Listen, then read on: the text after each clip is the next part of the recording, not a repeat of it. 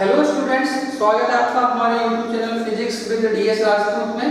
और आज हम लोग बात करने वाले हैं विद्युत आवेश तथा विद्युत क्षेत्र की पार्ट 7 में। 7 पार्ट में हम लोग किसकी चर्चा करेंगे?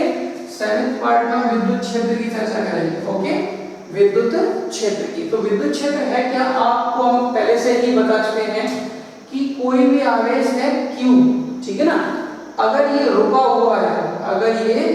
हुआ है रेस्ट पे, तो फिर ये अपने चारों ओर क्या उत्पन्न करेगा भाई? ये अपने चारों ओर विद्युत क्षेत्र उत्पन्न करेगा। अपने चारों ओर क्या उत्पन्न करेगा?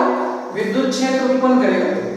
ओके, अब इसमें देखो होता क्या है, कैसे पता चला कि आवेश Q रखा था, ठीक है। फिर हम एक Q0 आवेश को बोलते हैं परीक्षण आवेश। क्या बोलते हैं इसको? परीक्षण आवेश, टेस्ट चार्ज। क्या बोलते हैं इसको? Test charge. ओके, अब इसमें देखो, जब हम इसको लेके आए इसके पास, ठीक है ना, तो इसने बल का अनुभव किया, अपनी प्रकृति के हिसाब से इसने बल का अनुभव किया। अगर ये प्लस का है तो इसने प्रतिकर्षण महसूस किया, और अगर ये माइनस का है तो इसने आकर्षण महसूस किया। तो इसने कहा भाई यहाँ कुछ तो है ही नहीं, फिर भी हमें बल का अनुभव हो रहा है, ठीक है ना। तो इसने सोचा कि जरूर यहाँ कुछ न कुछ है, तो जो कुछ न कुछ है उसको क्या नाम दे दिया? विद्युत क्षेत्र। क्या नाम दे दिया उसको? विद्युत क्षेत्र। अब कितना विद्युत क्षेत्र है उसको बताने के लिए सबसे पहले ये समझो कि विद्युत क्षेत्र को किससे दर्शाते हैं? E से दर्शाते हैं, ठीक है ना। तो इस पे जितना बल लगा, इस Q0 परीक्षण आवेश पे जितना बल लगा, वो बल और परीक्षण आवेश का जो अनुपात है वो इस जगह क्या हो गया? विद्युत क्षेत्र की तीव्रता कह लो या विद्युत क्षेत्र कह लो, ठीक है ना। और अगर हम वेक्टर लगाएंगे तो इस पे वेक्टर लग जाएगा। ये क्या है? सदिश राशि है, क्योंकि विद्युत क्षेत्र सदिश राशि है। और हाँ, हम इसको लिमिट लगा के ऐसे भी रिप्रेजेंट कर सकते हैं। ऐसे क्यों रिप्रेजेंट कर रहे हैं भाई? क्योंकि Q0 जो है ना, आपका लिमिट आपने मैथमेटिक्स में पढ़ी होगी, और छोटी सी चीजों के लिए लिमिट लगाते हैं।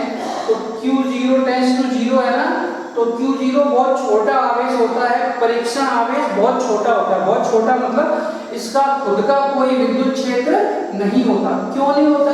क्योंकि टेस्ट चार्ज का मतलब ही है, कहीं भी अगर हमें विद्युत क्षेत्र टेस्ट करना हो, चेक करना हो कि यहाँ विद्युत क्षेत्र है या नहीं, तो वहां हम क्या करते हैं? उस टेस्ट चार्ज को लेके जाते हैं। अगर सोच के देखो, अगर इसका खुद का विद्युत क्षेत्र होता तो ये इसके विद्युत क्षेत्र को डिस्टर्ब करता ही नहीं करता। इसीलिए ऐसा थ्योरेटिकली माना गया है कि Q0 जो है ना, Q0 का अपना कोई विद्युत क्षेत्र नहीं होता, या ऐसा समझो कि ये यूनिट चार्ज है। क्या है? बहुत छोटा सा चार्ज है। और जैसे आप इसको इधर ले आओगे तो ये वाला आवेश इसको या तो प्रतिकर्षित करेगा या आकर्षित करेगा। तो जितने बल से ये आकर्षित कर रहा है वो बल और इस Q0 का जो अनुपात होगा वो इस जगह विद्युत क्षेत्र की तीव्रता कहलाएगी, ठीक है ना। अब ये देखो, यहाँ हम लोग तीन चीजें पढ़ने वाले हैं। एक तो विद्युत क्षेत्र, एक विद्युत क्षेत्र की तीव्रता, और विद्युत क्षेत्र रेखाएं, ये उनको बोल सकते हैं विद्युत बल रेखाएं। उनको क्या बोल सकते हैं? दो नाम है उनके। एक तो हम बोल सकते हैं विद्युत क्षेत्र रेखाएं, विद्युत क्षेत्र रेखाएं, और या फिर विद्युत बल रेखा, ठीक है ना। विद्युत बल ये होती क्या है, इसको अपन बाद में चर्चा करेंगे। आप ऐसे समझो, अगर हमें थ्योरेटिकली काम करना है तो हमारे मुंह से निकलेगा विद्युत क्षेत्र, और अगर हमें मैथमेटिकली काम करना है, गणितीय रूप करना है, मतलब गणितीय रूप दर्शाना है, तो हमें विद्युत क्षेत्र की तीव्रता बतानी होगी। और अगर हमें ग्राफिकल बनाना है, ग्राफ समझते हो ना, ग्राफ रूप में हमें विद्युत क्षेत्र को दर्शाना है, तो उसका नाम हम क्या देंगे? विद्युत क्षेत्र रेखाएं या विद्युत बल रेखाएं। ओके, तो ये सिंपल क्या है, इस जगह विद्युत क्षेत्र की तीव्रता है।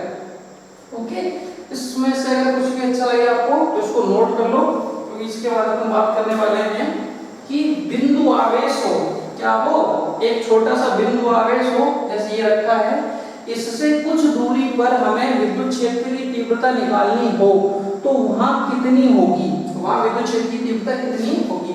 इसको मिटा दिए। फिर हम इसके बाद बात करेंगे विद्युत क्षेत्र रेखाओं की, और विद्युत क्षेत्र की तीव्रता भी कई तरीके से निकाली जाती है। और कूलॉम का नियम जो है ना, आप ऐसे समझो कि विद्युत क्षेत्र की तीव्रता निकालने के लिए अपने पास दो नियम हैं। विद्युत क्षेत्र की तीव्रता निकालने के लिए अपने पास दो नियम हैं, एक कूलॉम का नियम है और एक है गाउस का नियम, जो अपन सेकंड चैप्टर में पढ़ेंगे। वो कहाँ पढ़ेंगे अपन? सेकंड चैप्टर में पढ़ेंगे। गाउस का नियम बड़ी बड़ी वस्तुओं के लिए लग जाएगा, लेकिन कूलॉम का नियम सिर्फ और सिर्फ बिंदु आवेशों के लिए ही लगेगा। कूलॉम का नियम सिर्फ और सिर्फ बिंदु आवेश, छोटे छोटे आवेश होंगे कूलॉम के लिए, ठीक है ना। और हाँ, बिंदु कैसा आवेश नहीं कैसे होने चाहिए, रुके हुए, गतिमान नहीं होने चाहिए। गतिमान होंगे तो कूलॉम का नियम लग तो जाएगा, लेकिन टोटल बल नहीं पता चलेगा। क्यों नहीं पता चलेगा?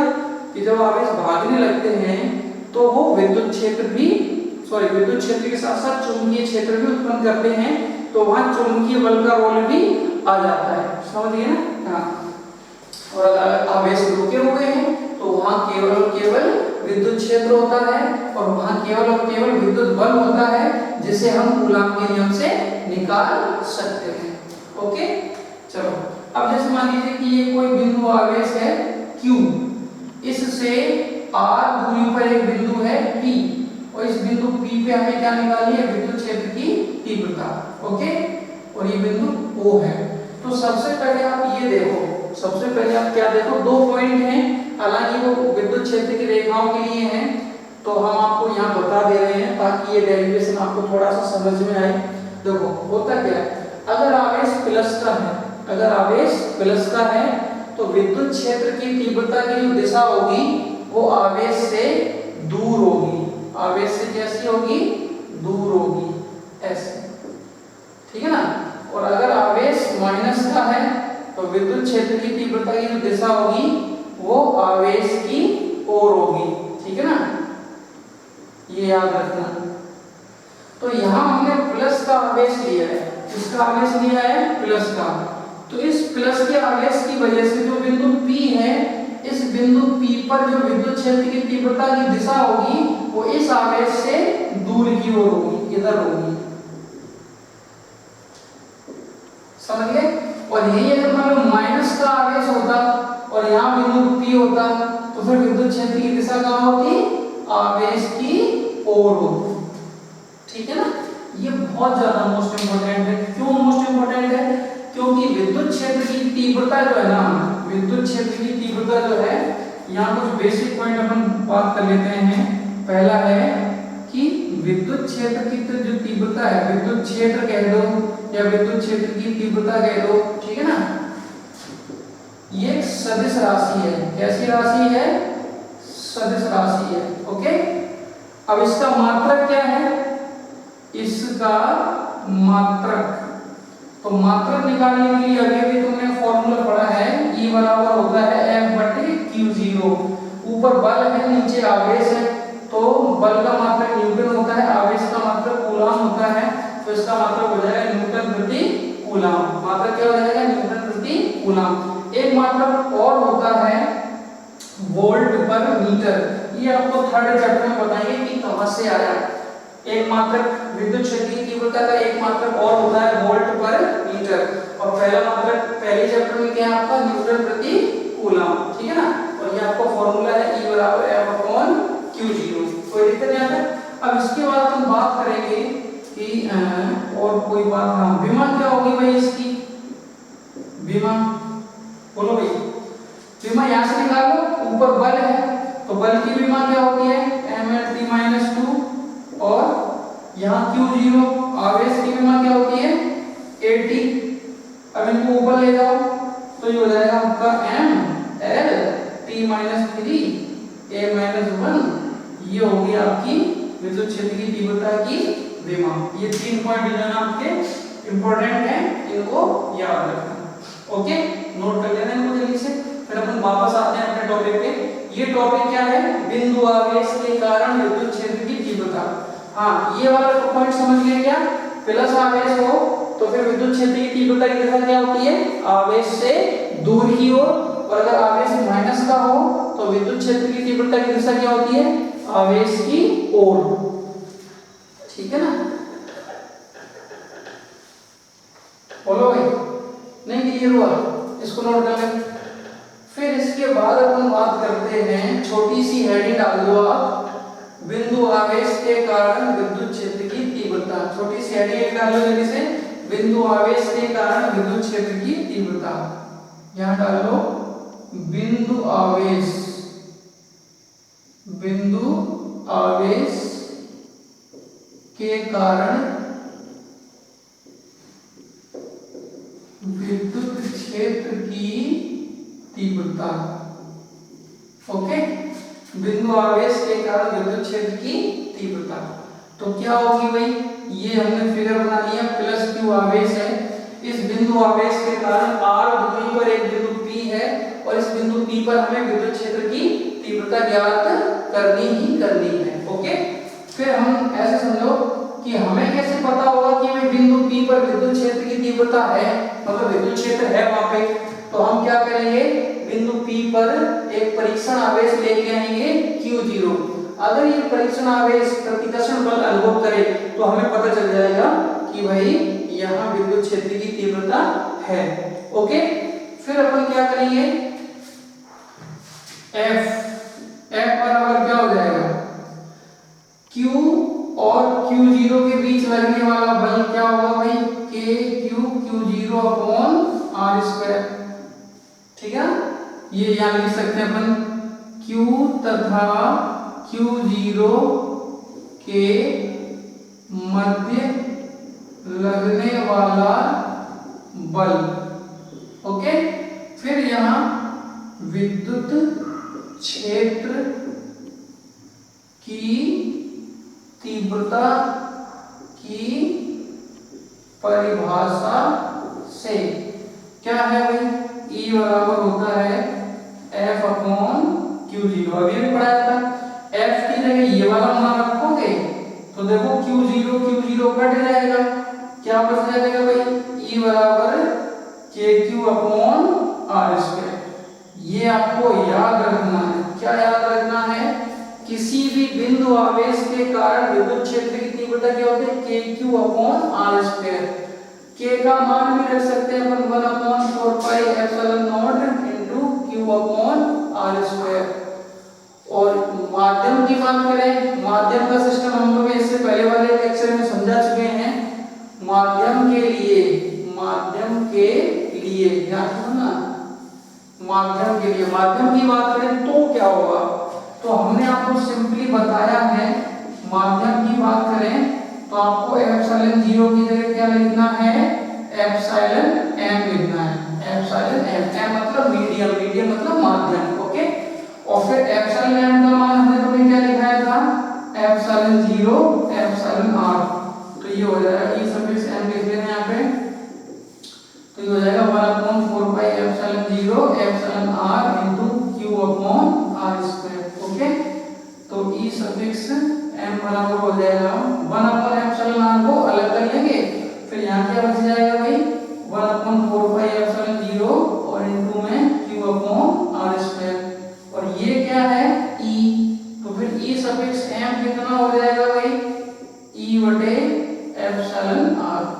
अब आप सोच के देखो, क्या सोचना है, ये हवा या निर्वात में थी जिसमें अपन εr का भाग लगा रहे हैं। εr क्या है, परावैद्युतांक, और परावैद्युतांक का मान हमेशा 1 होगा या 1 से बड़ा होगा। वायु या निर्वात है तो इसका मान 1, और कोई माध्यम है तो ये 1 से बड़ा होगा, तो इसका मतलब विद्युत क्षेत्र की तीव्रता माध्यम में घटी या बढ़ी, घटी। हमेशा याद रखना, εr अगर भाग में आ जाए तो चीज घटेगी, और εr अगर गुणा में आ जाए तो चीज बढ़ेगी। तो यहाँ विद्युत क्षेत्र की तीव्रता, मान लो कि यही आवेश हमने पकड़ के कहाँ डुबो दिया, पानी भरी बाल्टी में, तो इसकी वजह से जो विद्युत क्षेत्र की तीव्रता है वो घटेगी बढ़ेगी, घटेगी, घटेगी बढ़ेगी, घटेगी, समझ गए ना। हाँ, अब इसमें देखो, अगर हम ग्राफ की बात करें, ये वीडियो को पॉज करके जल्दी से नोट कर लो। अगर हम ग्राफ की बात करें कि भाई ई और आर के बीच ग्राफ कैसे बनेगा, तो एकदम सिंपल पॉइंट है। ग्राफ दो तीन प्रकार के जो ग्राफ है उनको तो आप रट लो। कैसे? देखो, ई और आर एक दूसरे के व्युत्क्रमानुपाती हैं, वो भी आर स्क्वायर के। तो अगर यहाँ आर लिखोगे, यहाँ ई लिखोगे, तो ये ग्राफ ऐसा आएगा। Okay, hyperbolic. और अगर आप यहाँ 1/r² कर दोगे और यहाँ ई कर दोगे, तो ग्राफ सीधा चला जाएगा। बात समझे? ये कैसे हो गया सर? आप ऐसे समझो कि यहाँ हमने आर रिप्रेजेंट करा था, यहाँ 1/r। इसको कैसे पढ़ोगे? इसको कैसे पढ़ोगे? r² जो है ना, वो e के व्युत्क्रमानुपाती है, या 1/r² e के समानुपाती है। अगर पूरा पढ़ोगे 1/r² तो समानुपाती, और अगर केवल r² पढ़ोगे तो व्युत्क्रमानुपाती। तो यहाँ में सिंपल r रिप्रेजेंट करा तो ये ग्राफ आएगा ऐसा, और ये 1/r² कह दिया तो ये ग्राफ सीधा जाएगा। ठीक है ना? अब इसमें दो चीजें रहेंगी इस चैप्टर में, फिर आपका ये चैप्टर थ्योरेटिकली कंप्लीट हो जाएगा। इस चैप्टर में रह गया आपका क्या? इस चैप्टर में रह गया है विद्युत क्षेत्र रेखाएं और विद्युत द्विध्रुव। क्या रह गया है? विद्युत क्षेत्र रेखाएं और विद्युत द्विध्रुव। ओके, थैंक यू, मिलते हैं अगली वीडियो में, तब तक के लिए देखते रहो।